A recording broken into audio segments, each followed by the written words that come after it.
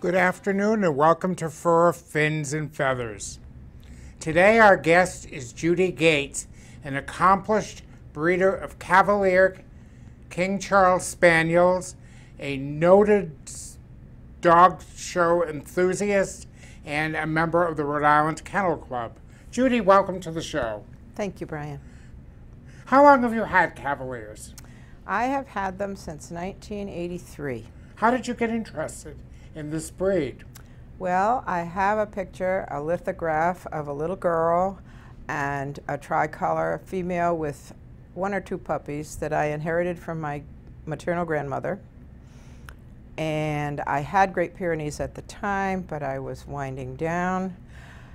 And I looked into this breed and I didn't even know what it was called until I looked in the dog magazines and found it and wrote to the secretary of what was then what we call the old club, the original Cavalier King Charles Spaniel Club USA, for people within a 50-mile radius of my East Providence residence to visit and speak with about a puppy.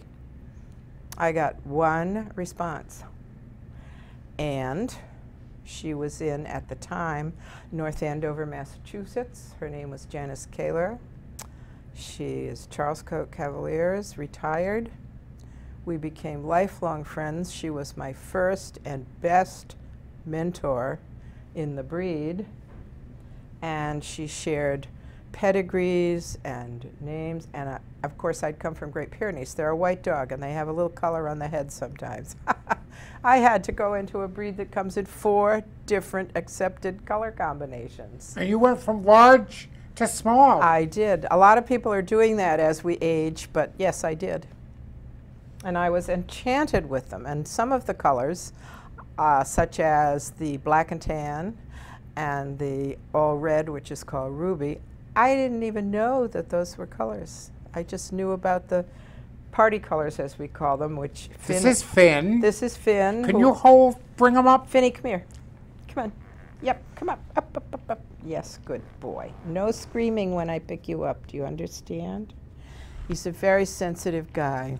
And he's a very handsome guy. He just... Finn just became a champion, didn't he? Yes, officially, and it was a big surprise to me because I had miscounted his points and thought he just had 2 to go. When I get at the middle of March, I got his championship certificate in the mail from the American Kennel Club. Big surprise, he finished his championship at the end of February. And Finn just became a father today. He is, as of today, he is daddy of 4, 2 girls so far. I can't wait to find out if they're all girls, which I hope they are, because Finn's co-breeder, who lives in Virginia, is very interested in having something from Finn. And I have someone else who had a puppy for me that lived to be 14 years old. She lost her last November, and she is interested in a puppy from this. So I am his marketing representative. Is that a good thing? He's not available at public stud. I just had to refuse someone who thought because we both lived in Rhode Island it would be convenient to breed to him, and I said, we have a few other things to look at. But, can you tell me more about the Cavalier? They are a very companionable, delightful breed. There have been, everybody thinks they look like Lady from Lady and the Tramp, but she is a Cocker Spaniel, and yet the soulful eyes and the long ears certainly give a message to that. They are, as you can see, they're very sweet. I like the male personality. All of my friends involved in this breed like the male personality because... Why? Well, they're very sweet. They are sorry for having made a mistake, as opposed to most of the girls, myself included, being sorry they got caught making the mistake. But, oh yes, I think I recommended to people, as was recommended to me, if you are first becoming involved in this breed, find the very best male from a very reputable breeder that you can, and begin to learn and start there. I am the breeder referral person for my Cavaliers of Southern New England, AKC Regional Club. But yes, this is a wonderful companionable breed. There are some issues the breed has, as all dogs do. They are a breed that has early to middle age onset of the beginnings of mitral valve breakdown, what we call MVD, mitral valve disease. Interestingly enough, when I became involved in the breed, the life expectancy was 10 to 12 years. With research that's been done and breeder commitment to holding off until they're over 2 years old to be bred, we have pushed the life expectancy back to 11 to 13 years and more, and I have been very fortunate in that I have had several of my Cavaliers live to be almost 15, some over 15, and one lived to be 17 years old, not mine, but one I had placed with someone. And I'm rather pleased with that because that's what we want. And but having had that happen, I've also had people who have had litter mates from those very same litters report that they had lost their dog at 10 years old to the same condition. And I lost a beautiful male that is a grandfather to his mother, who didn't even have mitral valve diagnosis until he was 9.5 years old, and he died by the time he was 11.5. It just broke my heart. It can proceed rapidly, or in the case of several of my Cavaliers that lived to be old, I had one that developed a mitral valve murmur just after her birthday of 3.5 years old. She lived to be almost 15 years old, and her mitral valve, which was barely a grade 1, did not increase until she was 10 years old to barely a grade 2. But it was after her first litter, and that was it. What can people do with these? What kind of activities can they get involved? They're great fun. I get a bit irritated when I have people tell me that they run 5 miles a day with their dog, and I'm thinking, good luck to that. But they're a wonderful obedience dog. There are some who are even involved in lure crossing, and I end up laughing when I watch the lure crossing because they run after them. They look like rabbits chasing rabbits because they are fast, low to the ground. They're very observant. And they are keenly intelligent. Yes, yeah, some more than others. I think this guy is, I haven't decided how smart he is. He's not stupid, but he's very observant. And that's the other thing about him especially. He's very sensitive. If somebody gets in trouble and they're close enough so that he hears them being scolded, he thinks it's his fault. So he acts like he's in trouble too. I sometimes have to reassure him that it's not his fault. What about the grooming? Grooming is something that must be done at least twice a week. Just a good overall brush out. Tend to knot behind the ears, so you have to pay attention to that. When they are the average pet and neutered, they will grow often a softer coat that truly needs to be taken down, not shaved down, but taken down so that they are comfortable and have short hair. The sad thing is that the ends of the ears can sometimes mat, and you have to just pay attention to that. A lot of people will have their Cavalier ears shorn so that they look like a puggle. No offense to the puggles, but they are not a puggle. And I find that they just don't, the owners generally just don't want to deal with the matting, and so they take it down so they don't. Now Finn will be entered at the upcoming show. Yes, he's entered. On the, what days of the show? Oh, he's entered on this coming weekend in Springfield, Massachusetts. He's entered Saturday and Sunday. And I am not. I've entered him, but he is being shown by my friend and handler, and she has to do what we call bump him up because he no longer is in the classes, so he's going to compete in the best of breed. So he is no longer a champion. I mean, he is no longer in the classes. That's right. He is a champion now. He has now achieved his championship. So because I entered him in all of these shows thinking I still had some competition to win, he's entered as open dog, but that's going to change. We're going to put him up to best of breed competition. And hopefully he will gain some of his points toward what the AKC initiated several years ago called a grand championship, which is beating other champions for a certain number of points. I believe the top number is 25 points, and then he becomes a grand champion. That will be the first I've ever had. This breed is also very popular in Canada. They're popular everywhere. They were very popular in England when I first became involved in the breed, and the British... This is an English breed. Yes, more or less. More or less. This is a breed that King Charles II fancied very much, and there's a wonderful movie called Revolution, and it is about, no, it's called Restoration.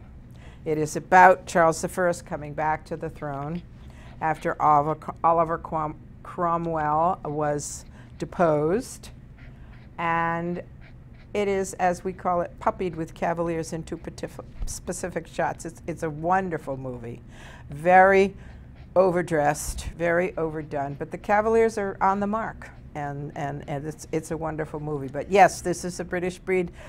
This particular color is called Blenheim, after Blenheim Palace, where Winston Churchill's family first lived.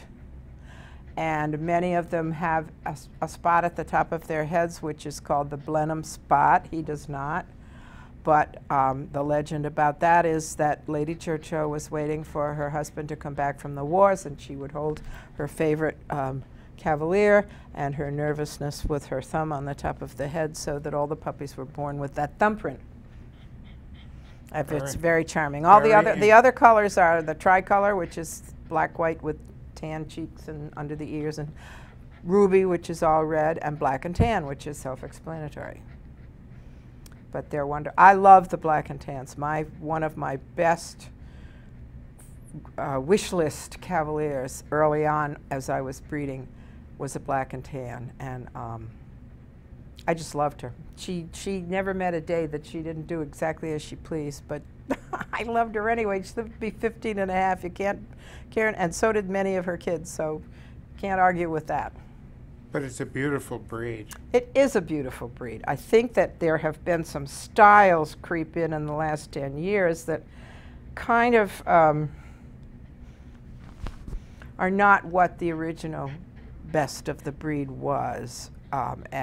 However, you are what you breed, and you know, it's only as good.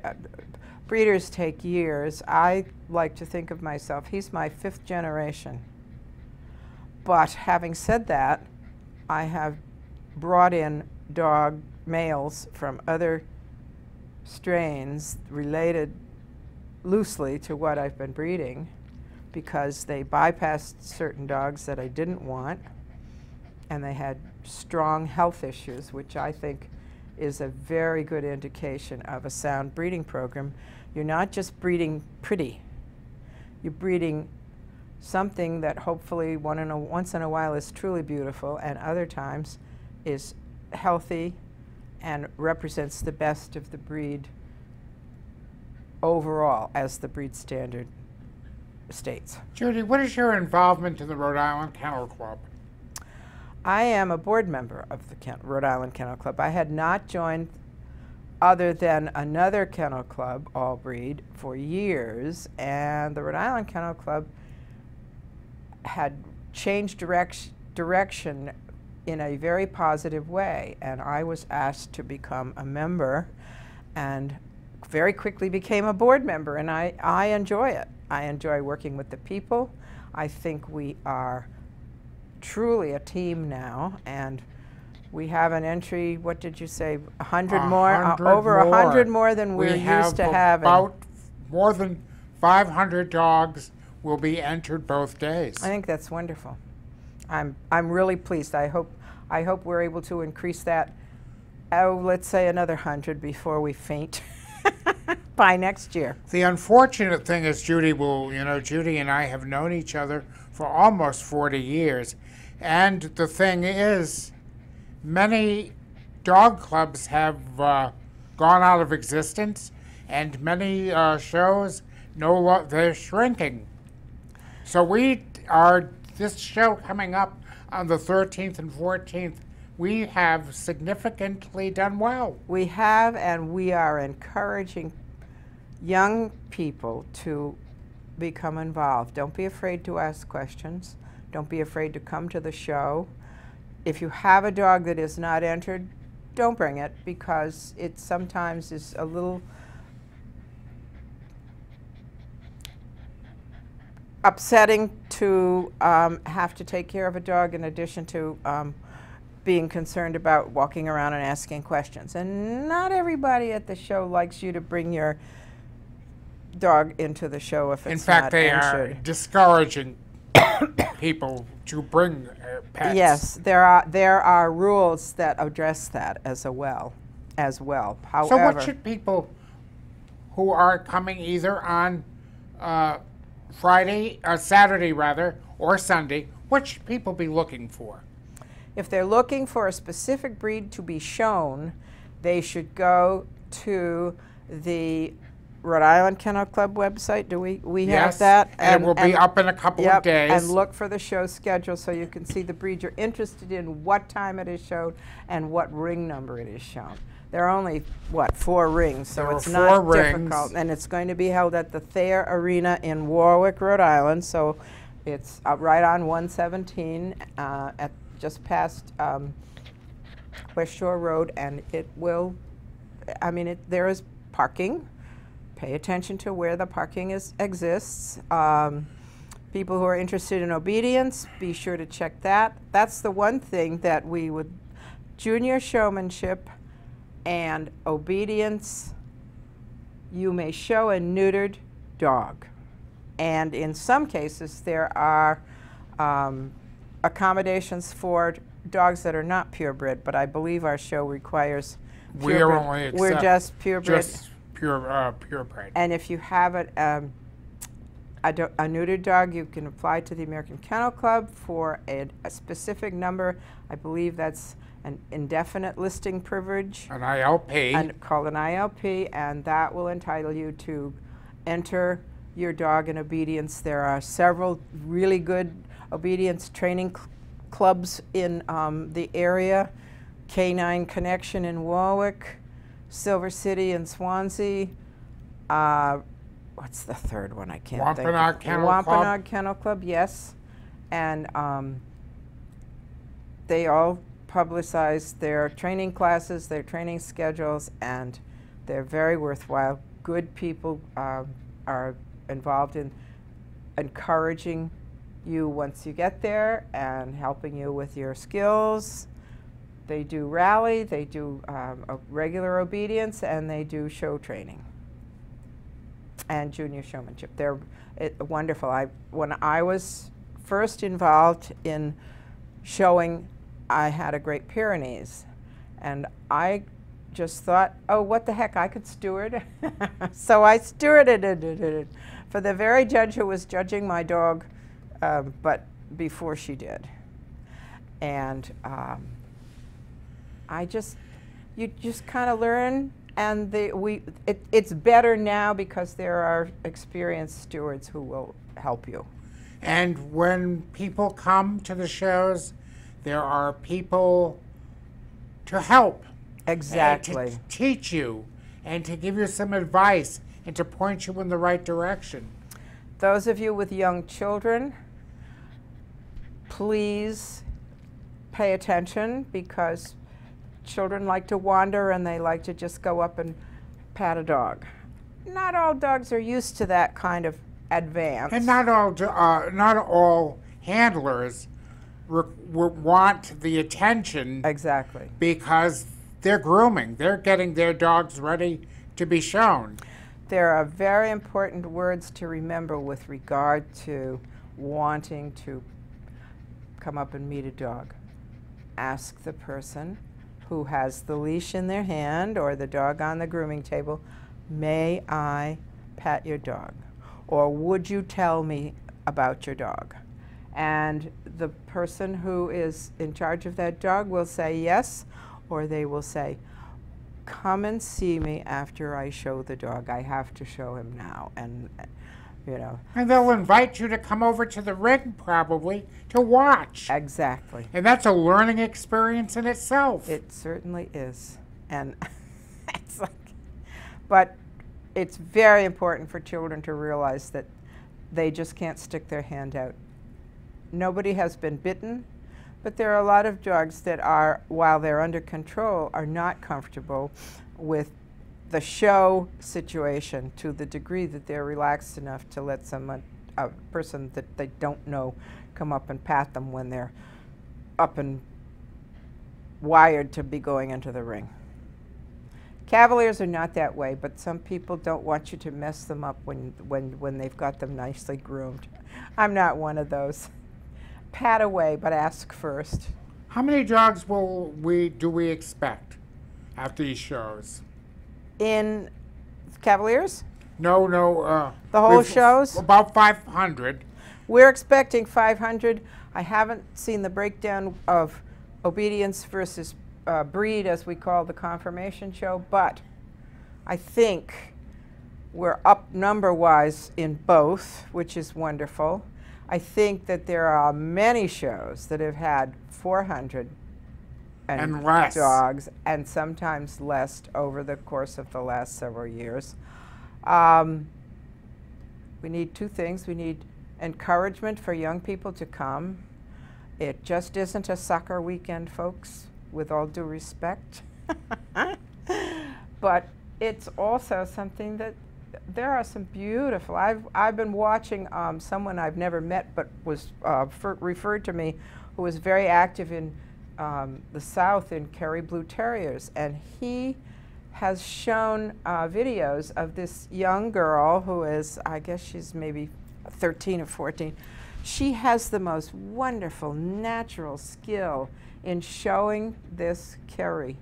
She has put championships on a couple, shown high enough in junior showmanship so that she has a ticket to Westminster Kennel Club coming up next year. It's so impressive to see this. My daughter didn't like showing, but she had a very natural hand when I had my Great Pyrenees and in my Cavaliers. Now, I judged you, and I've judged for many, many years, but from your perspective, what can young people learn from exhibiting in the ring? They can learn discipline. There are rules, and they need to remember them. They need to have a professional-looking wardrobe, and in order to do that, just look around and see what you feel is the best outfit that a young lady, women may wear. Or a man, or a young man. A young man may wear. And thankfully, it has got better. I remember showing in Canada, last century.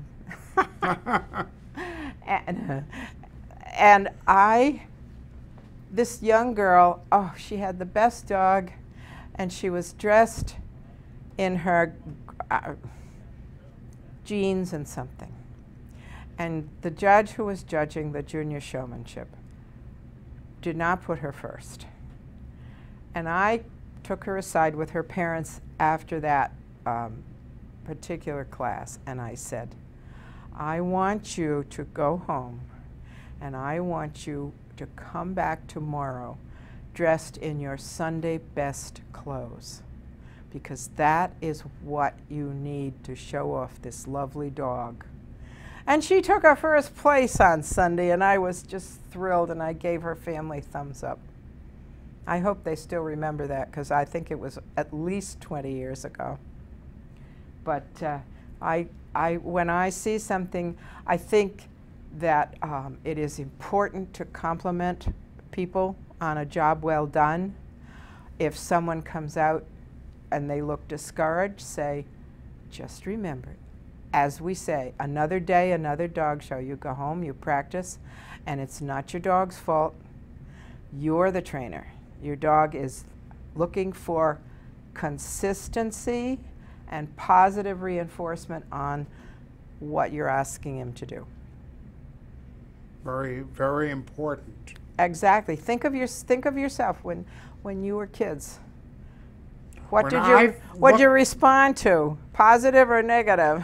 But when I look back 40 years ago, the first time I went in the ring, I said, this is terrible. Were your knees knocking? Mine were. Yeah, and I said, oh my God, this is terrible. I couldn't wait to get out of there. Oh, I remember you showing you looked very professional. It must have been after the first time you went in. But people learn. Absolutely. And we that are, I consider us to be mentors, we like to spend time and get to know the kids and adults as well. Exactly. It's a wonderful experience. It is, but it takes time and it takes scheduling. You don't have to push 24/7, because dogs and youngsters can become very bored when that's all you do. And many's the person I've excuse me, talked to over the years where they have decided not to go into the show ring. I'm one of them, not because of themselves, but because of their dog. I had a Cavalier who did not like to show. She, as a matter of fact, we go to some of the outdoor shows, and I can remember walking by this young mother with her child, and my dog crawled in her lap, like, please take me home. And the woman goes like this. I said, yes, she does that. But I just thought, if she doesn't like it, she was about 2 years old, she doesn't like it, I'm not going to push this on her. So for 4 years, she stayed home, and she was just a pet. And when she was 6 years old, I took her out on what was my birthday weekend. And it was a spritzy, rainy day. And it was a match. And the judge was not well known to me, but I just thought, I think I'll take Corey just so that he'll have a good-looking toy dog. Well, Miss Corey, in the spritzing rain, decided that maybe this wasn't such a bad deal after all, and she decided to like it. And she took a toy group first and was in the ring for the best in match. How wonderful. And 6 months later, she was a champion because she liked it at the shows, too. And everything came together. And it came together because I gave her a rest. Thank you very much, Judy. One more yes, thing. One other thing. We've got 1 second left. Oh, no, we can't. This Cavalier King Charles Spaniel Club, the American Cavalier King Charles Spaniel Club, and my regional club, we are having our national and regional specialties at the Hyannis, in Hyannis, Massachusetts, from April 15th to April 20th. Enjoy. It will be online. Come on down. There will be over 300 Cavaliers there. Sounds and good. People from all over the United States and Canada, and some from UK, but I think the British dogs are not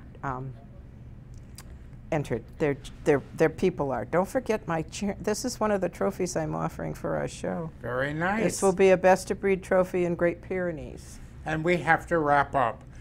Enjoy come everybody to the Rhode Island Kennel Club show, and the information will be put up on the screen. Thanks for and we'll see you in a couple of weeks. Thank you. Bye-bye.